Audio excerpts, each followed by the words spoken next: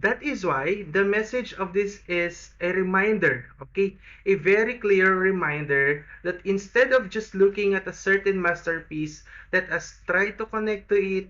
By that, we could be able to appreciate it more.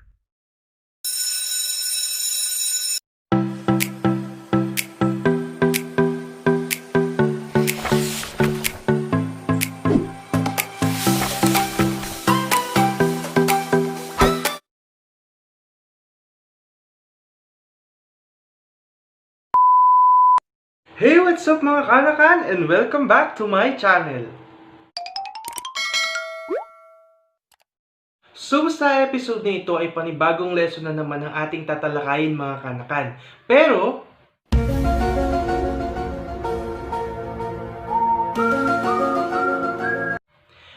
bago ako magsimula ay hayaan niyo po muna akong magpahatid ng taus-pusong pasasalamat para po sa lahat ng mga nag-subscribe at nakapanood na po ng aking mga videos dito sa Teacher AJ TV. Alam niyo po na malaking utang na loob ang tatanawin ko sa inyo dahil kayo po ay isa sa pinakaunang nagtiwala at sumuporta po sa aking advokasya sa pamamagitan po ng aking pagtuturo na makatulong po sa lahat ng mga kabataan, lalong-lalo na sa mga mag-aaral. Kaya naman, hindi aksidente kung napunta ka dito sa aking channel kanakan. Marahil ay may nangangailangan din ng tulong mo at sa pamamagitan ng mga tinuturo ko ay makatulong ka rin sa kanila. So ano pang hinihintay mo? Please don't forget to like, share, subscribe, and click the notification button para mas lalo ka pang maging updated sa mga susunod ko pang mga episodes. So for today's episode mga kanakan is that I am going to teach you the different principles of art. If in my previous lesson I have taught you about the different elements of art, dito sa episode natin ay malalaman nyo kung ano-ano naman po ba itong mga different principles of art na to mga kanakan.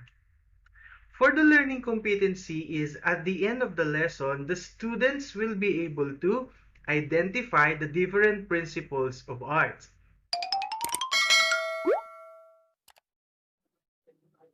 For the overview, mga kanakan, the principles of art represent how the artist uses the elements of art to create an effect and to help convey the artist's intent.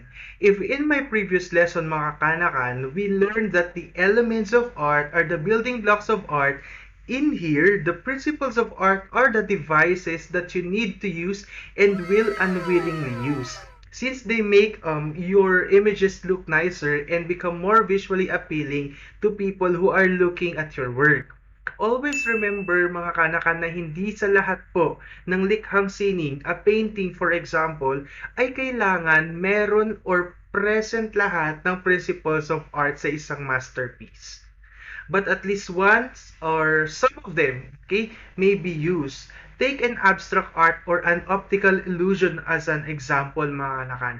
Several principles of art were used to them to attract the viewers that makes their eyes want to look at it.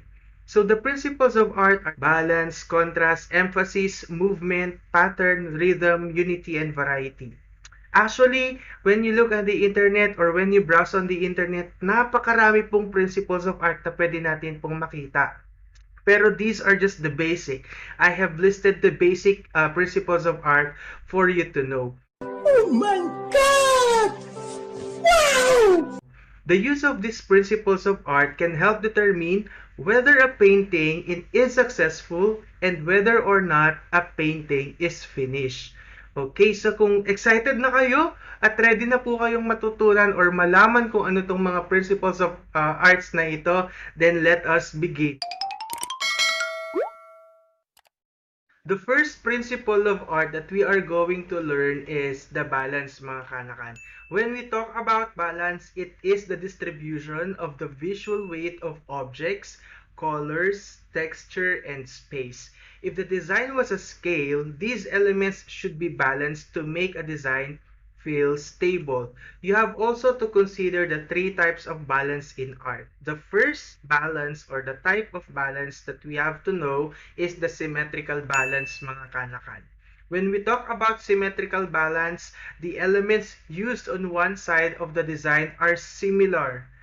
Okay, from the term similar or symmetric, ibig sabihin, if what is being seen on the left side should also be seen on the right side. Okay? Next one is asymmetrical balance. The sides are different but still look balanced. Okay? Um, from the term asymmetrical, ibig sabihin hindi sila balance. Okay? And then the third one is the radial balance. The elements are arranged around a central point and may be similar. So what are the different examples of this one? Okay, ito po makikita natin dito on your screen the examples of symmetrical balance, asymmetrical balance, and the last one is the radial balance. Okay, so in the painting, the delivery of the kiss by Perugino, dito sa symmetrical one, we can say that the symmetrical balance is there because basically what we can see on the left side could also be seen on the right side. Kung makikita nyo po, dito po sa atin pong painting na ito. What is seen here on the left side was actually seen here also on the right. That makes it symmetrically balanced. Okay? When we are talking naman to a symmetrical painting, we can say that there are an equal distribution of characters that makes it asymmetrical. Okay? The example here on the screen entitled The Incredulity of Saint Thomas showed us that there is only one character on the left here on your screen, one character on the left, and then three characters on the right. Kaya hindi po siya naging balance symmetrically, but instead asymmetrically balanced po siya. On the other hand, the third picture here clearly showed us radial symmetry because our attention was eventually directed to its center. Ito po, the ceiling of Lotfolia Mosque an Isfahan, Iran has eightfold symmetry, sabi niya. Pero we consider this mga kanakan as radial balance kasi dito nag-start yung direction ng ating eye going outside. Okay? Basta anything na merong center, okay, and equal yung distribution niya on the side, you consider that as radial symmetry or radial balance. The second principle of art that you are going to know is the contrast, mga kanakan. When we talk about contrast, it is the arrangement of opposite elements.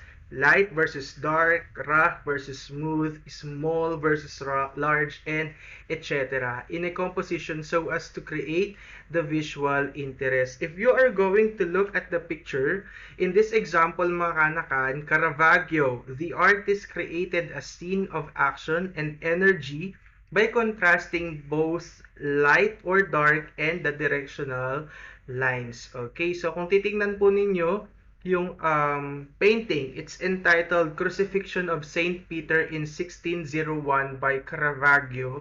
Makikita nyo po na may contrast between the dark portion and the light portion and the direction of lines. Okay, yun po yung contrast dyan sa painting na iyan. The third principle of art that we are going to know is the emphasis, mga kanakan. It is a part of the design that catches the viewer's attention. Usually, the artist will make one area stand out. Okay? Meron siyang pipiliin lang na object or area doon sa kanyang painting na kailangan niyang i-emphasize. Okay? By contrasting it with the other areas. The area could be different in size, color, texture, shape, and etc. So let us look on to these examples. Okay, so in here on your screen, you have two examples. In our first example, mga kanakan, in the painting made by Joaquin Sorolla entitled Research, okay, this one, we can definitely say na ang emphasis dito ay towards the object that this man is holding. Okay? Yung downward direction ng mga ulo ng characters and the glare of their eyes through the object makes an imaginary line. Okay? So the value of the light color by the means of the bulb here also gives an emphasis. And lastly, the line emphasizing the table going to the direction of the man makes it more emphasized. Okay? So, yun po yung para sa ating first picture. The next painting, made by Giovanni Boldini, okay, The Rose in the Vase of Sasonia.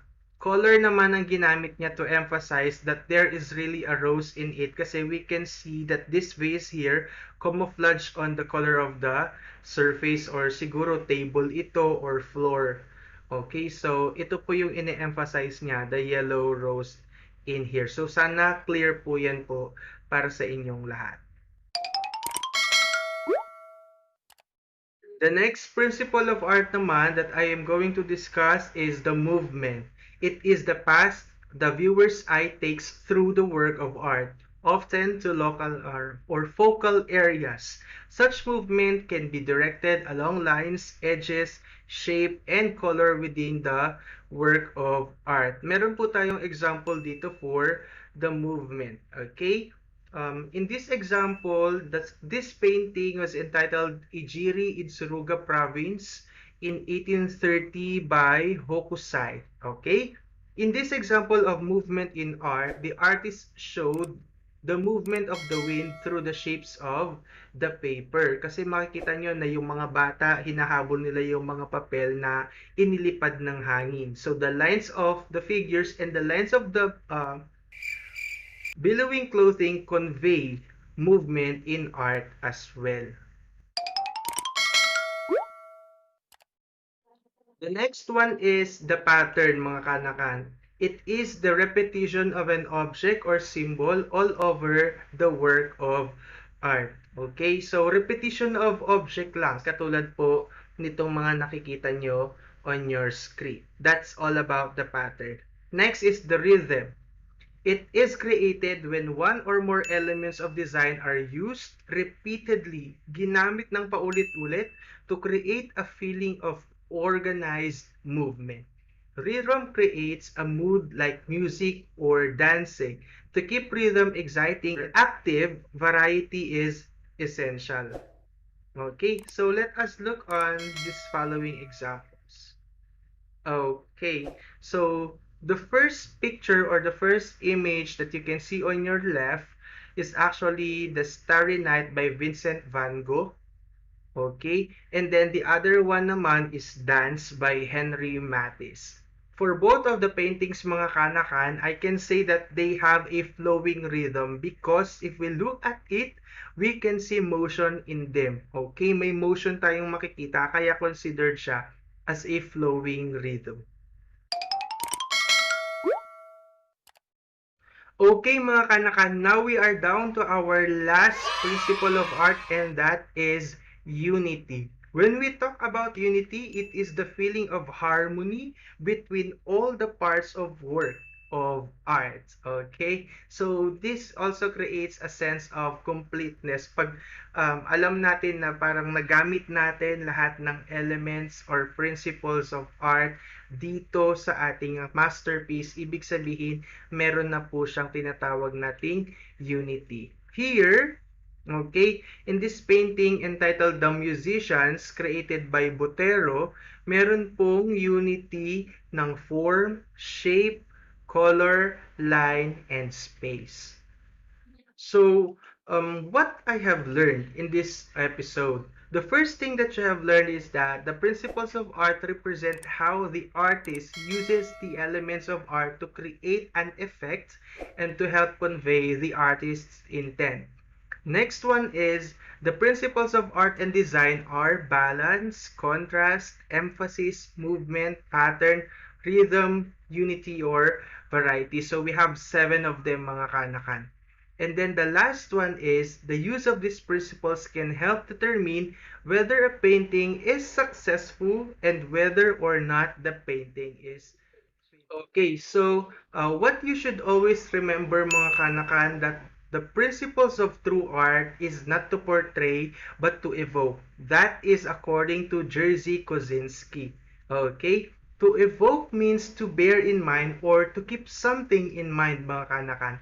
Just like what I always tell you, mga kanakan, that the true meaning of art is not to tell a story, but to gain an emotion from the viewer, okay? When we look at paintings, sculptures, or any other forms of artwork, we are forced to feel some sort of emotion in it. Every time na bumibisita tayo sa mga museum, marami tayong nakikitang masterpiece, and most of this ay naire-relate natin yung ating mga sarili sa kanila. Nararamdaman natin yung mga message ng masterpiece na ito. That is why the message of this is a reminder, okay? A very clear reminder that instead of just looking at a certain masterpiece, let us try to connect to it. By that, we could be able to appreciate it more. Okay? So, these are the references that I have used in order to accomplish this lesson for this episode, mga kanakan. That's it for today's episode, mga kanakan. Kung sa tingin mo ay marami ka na namang natutunan mula sa akin dito sa aking channel, ay please do not forget to like, share, subscribe, and hit the notification button para mas lagi ka pang maging updated sa mga susunod ka pang mga videos. This has been your teacher AJ saying, Happy Learning!